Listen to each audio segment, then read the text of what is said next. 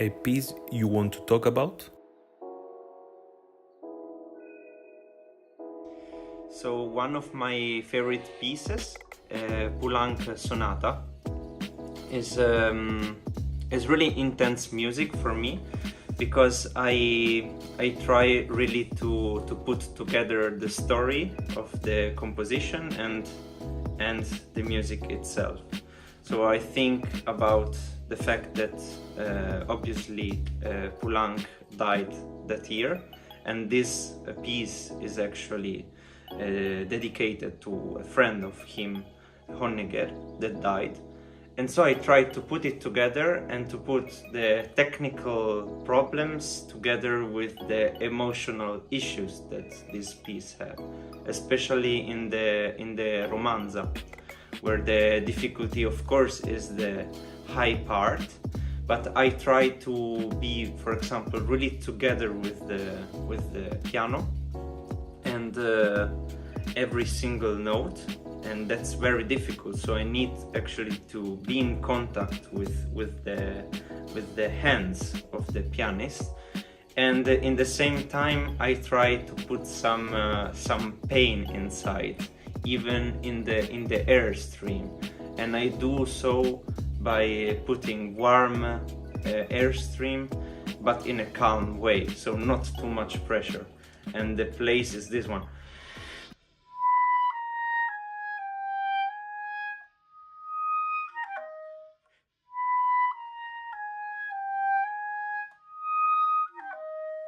Etc. And also the other ones.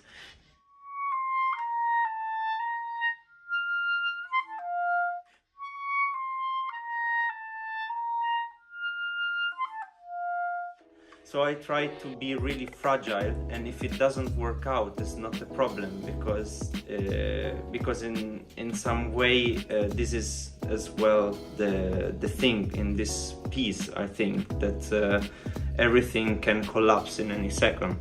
So I think it's very good to take the risk, even if it collapses or it squeaks. I think it's not an issue, because we have to really take risks there, as life is so fragile that you can die from a moment, like in a moment you can just die. And another thing that I love working on with students is the third movement, the beginning, that is a little bit a funny joke, because after the death we have the remembering of the youth or the rejoice of something, and there is this passage that for me it's like Poulenc going out in the street, really serious, with his hat and with his dandy, let's say, clothings, and then he just falls in the street, and so he loses the balance, and he needs to get back, and everybody is looking at him. So I have this image that is very powerful, and I think that this is the way to do in music, to associate like difficult passages to emotions or stories. Can you tell us what happened in 2022? Yeah, so in 2022 I discovered to have a tumor, and that was Hodgkin lymphoma. And so once I discovered it, I was treated here in Italy, in Tuscany, by amazing doctors that in 6 months got me back alive, let's say. But it was really hard. I had 12 sessions of chemotherapy, and it was difficult to play because I was not much. I was really fragile, and it was very dangerous as well for me to go outside for a period. But I learned a lot from that, because I think that we can use these moments as well in music to have a deeper connections with pieces, because we can put these experiences and the emotions in any pieces or minor keys. For example, we can put all the past inside that. And I think that we should put when somebody asks, you should put yourself in the music. I think that's actually this, like to put happy experiences, sad experiences, everything you have inside in the music, to entertain in a much deeper level, I think. Can you show us a technical exercise for clarinet? So there is one exercise that I learned by Romain Guillot. I hope he's not going to be angry that I'm sharing it, but it's really simple, and probably many know about that, and is to use the harmonics, in the sense that, for example, instead of re, do in the high register,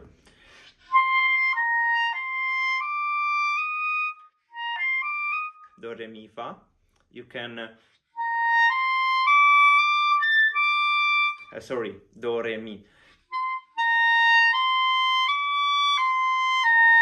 You put fa, sol, la, and you put more pressure in order to have these notes appearing from nothing.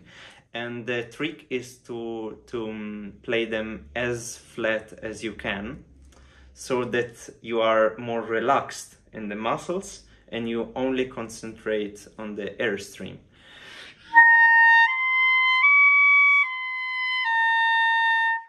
And sometimes in tricky passages like Beethoven, here,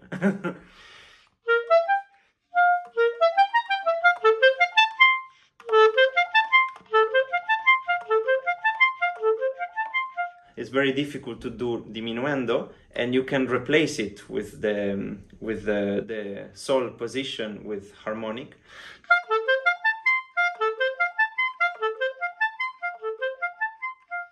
To learn yourself that you don't need to change anything here, and you don't need to change any pressure when you go up. And sometimes we forget, so it's good to re-educate yourself by replacing this note, or as well just replacing them with G, G, A, C.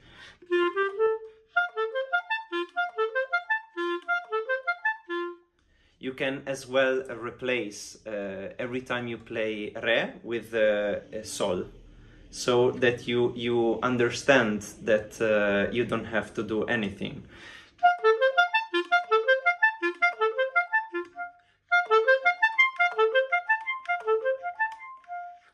So this is a thing that I suggest to do. What is your everyday warm-up? So I use always this one, Berman, Tägliche Studien, but I particularly love page 19 and 20, that are progressions, chromatic scale progressions with the sept, the seventh. So I mean, okay, this is a full. Where is the chromatic? Here.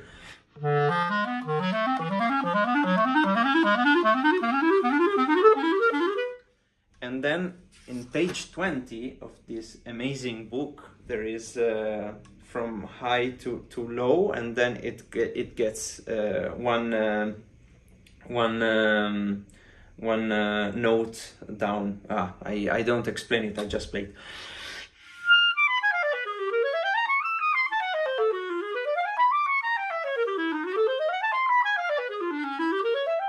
And this is very, very helpful, because with this couple of pages, I think you already are one step further in technical issues. I mean, you will not have anymore so many troubles. And then, of course, all the scales. But I usually just do these 2 pages. And then I use anything in the music that I have to prepare. I transform it in an exercise. Taking, for example, Debussy.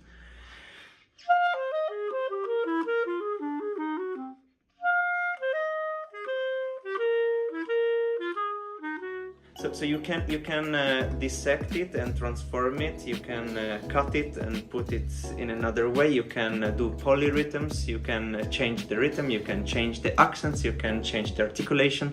You can change the color. So you can do so many things by just using the score that you are playing. And you can even go further. You can take the piano score, which I recommend to take always, and play that's the right hand or the left hand if you are good with the bass line.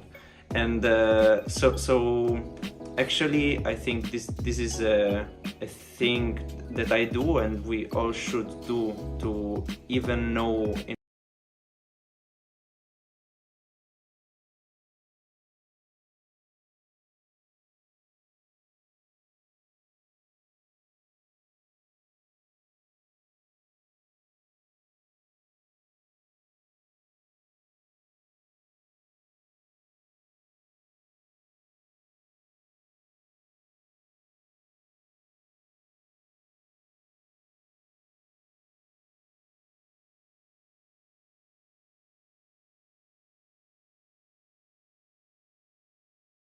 and with Ishimori ligature in silver, and then I use Tosca clarinets from Buffet Crampon in green line, but I usually play with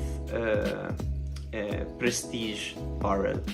Don't ask me why, I don't know. I got used to that since a long time, and I never changed barrel. I don't know why I have it as well.